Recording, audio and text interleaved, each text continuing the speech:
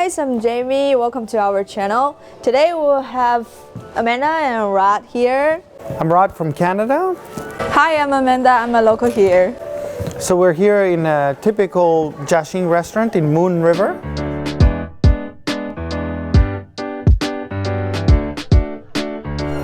And we're gonna talk about my life here in China as a foreigner. As a foreigner, yes. Okay, so the food is waiting for us. Sounds great. So let's go. Yep.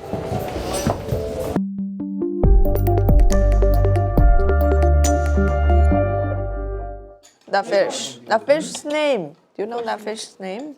The dish. I have no idea. It's like you know the shape. It's shaped like the what kind of thing like squirrel will eat. Not nuts. Acorn. Acorn. Yeah. So its name is Acorn Fish, and it's famous like in this area. Okay. Is that nice? It is very nice. Fried it and make a sauce and Rod knows this dish's name. Gong ba ji ding, that one. Yes. Really nice. So you have tried before these dishes. Where did you try? Probably in Guangdong. Guangdong. The first time. I think this dish is different. Yeah. Here. Really different Very different. all over the China. Yes. So when I have had it, it had less peppers, more peanuts. Yeah. And you know, they will have like carrots and cucumber. Oh, I've never had it with cucumber. Yeah. Cut it to like little piece. Yeah. Peanuts and carrots and cucumbers. But I think this recipe may be more peppers in Sichuan. That looks. At first, when I saw it, I didn't think it was gong bao. I thought it was a Sichuan chicken of some sort. Just like that. It's like chili chicken, right? Yeah, that's what I thought. Yeah. But the taste is a little bit sweet and it's like gong bao city, right? Yeah. Most of the chefs, Chinese chefs, in the U.S., Canada, Guangdong, and Hong Kong, come from Shunde. I didn't know this. Shunde is part of Foshan. So I guess Foshan is like, or Shunde is like a food special place Paradise. in southern China, right? So what's the most difficult part you made in China when you like? Can you like get used to the foods? Oh yeah. I prefer it. Prefer this than Western food? Then Canadian food for sure. Like if I was to eat, I don't know, like really first quality French produce or Italian produce, I would love that stuff too.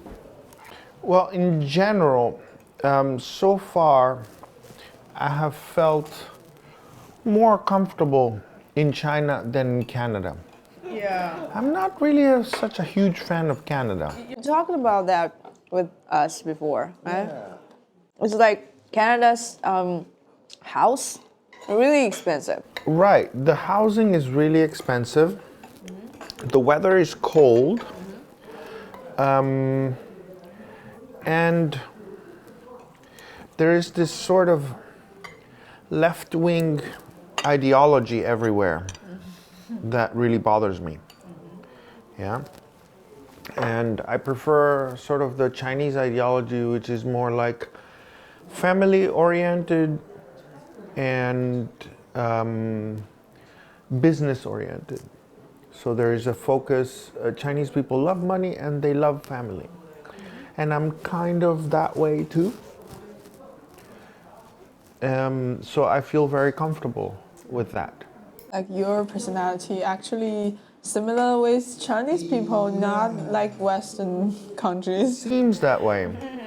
Yeah, and it could be a little bit of my Jewish heritage. We tend to focus a lot on money and family in the Jewish communities. and also I have a very influential uncle when I was little. He's not Jewish. He's from an Italian side of the family. And he was also he is actually, into business and into family. And he was the one who, from a very early age, always spoke to me about business. Even I was like, I don't know, 12 years old. He would give me business magazines and talk to me like I was one of his sons. Yeah, yeah, and I'm so thankful that he did that, you know. And Canadians almost, they have this envy thing towards people that have money. Like the rich are almost like evil, you know? Exactly. Whereas here in China, if a person is rich, you know, it's like, wow, cool, you know, you're rich, it's a good thing, you know? And I view it like that too, you know? Like people will like admire him or her, like yeah. But not really. But not really. You know, not really, Rod.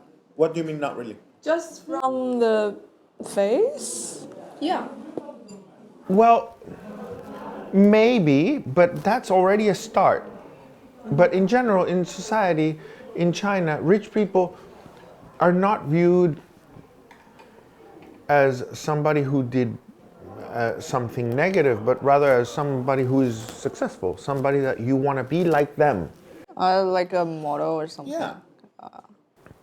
And that is something that is missing in Canada. Really? I don't think that's that bad. Especially in the last 20 years. It became really, really bad. As a country like developing is like getting more and more like slow. I don't know if it's a sign of development. Maybe it is. It could very well be. But I think that there's something different at play. It's more like there's this victimhood mentality that has sort of come now. Like it used to be that North America, like the US and Canada, was the place where people came to sort of get out of oppressive places and do business and improve their lives, right? And now these countries are extremely rich. The US is probably the richest country in the world.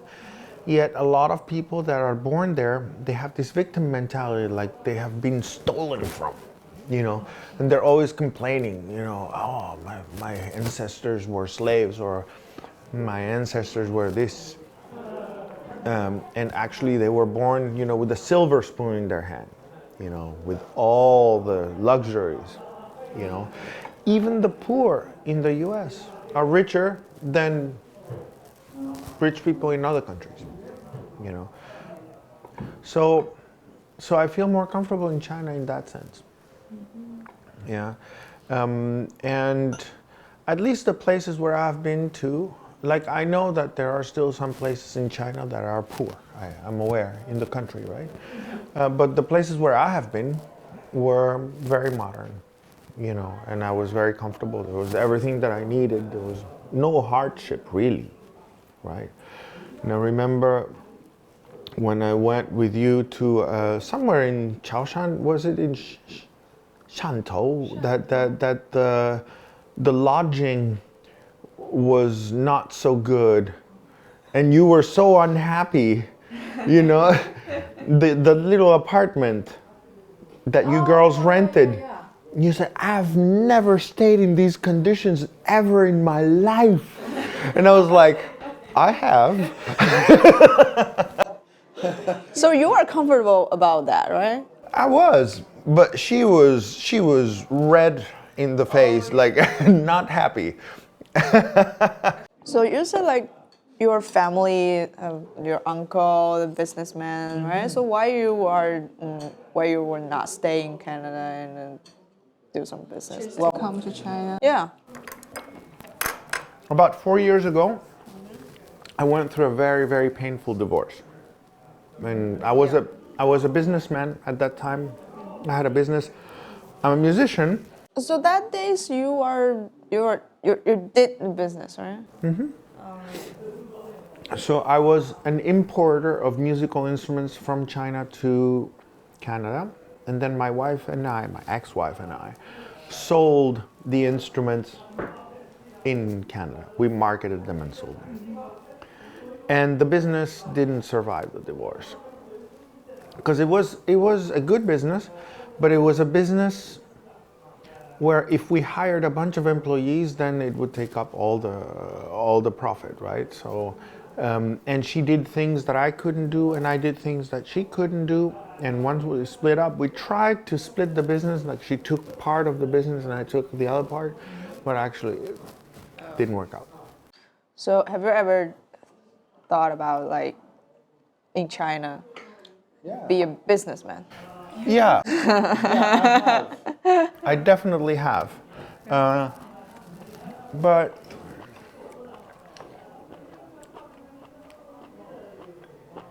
I tried already, actually. So Right? What did you do? I tried, but I did not succeed. I was trying to bring meat to China, chicken feet, containers. Canada? No, from Chile. Oh. Yeah. Why? Why it didn't work out? No, actually, coronavirus was not the problem. There is a few producers of meat in the world that are allowed to export to China. So it's like It's a list. custom restriction, right? So you can only buy from these factories. So there's a list that the Chinese government has. These businesses in Brazil, these businesses in Chile, these businesses in the US. And any meat that is produced by anybody else cannot enter China. Those are the guys that have the health certificates, whatever it is. I'm not sure exactly what it is. Like these producers, they have all their supply committed. And they were like, no, we're not interested in dealing with you. I tried very hard. It's a good business. If you can find a way to bring chicken feet into China, you can make lots of money. I became busy with work here. And actually my life is pretty comfortable. And on weekends I didn't feel like doing business. And I just kind of, I've just kind of been enjoying life. Yeah. You know? China is comfortable. Yeah, it is. It's very comfortable. And Spent time with Chinese is Yeah. like this. Exactly. And I still have a little business on Amazon. Really? I have a product on Amazon. Wow. I have a brand and a little product. It's a thermos. I'll show it to you. And slowly over the years, more competition has come on Amazon for products that are similar to mine. And now it doesn't really make a lot of money. For a while it was making good money. But now I need to find new products to sell on Amazon. So maybe I'll go to the Canton Fair. Do you know what the Canton Fair is? Canton is Guangdong. And fair means exposition. Yeah. I don't know that. So every year in late spring, early summer, there's this huge export exposition in Guangzhou.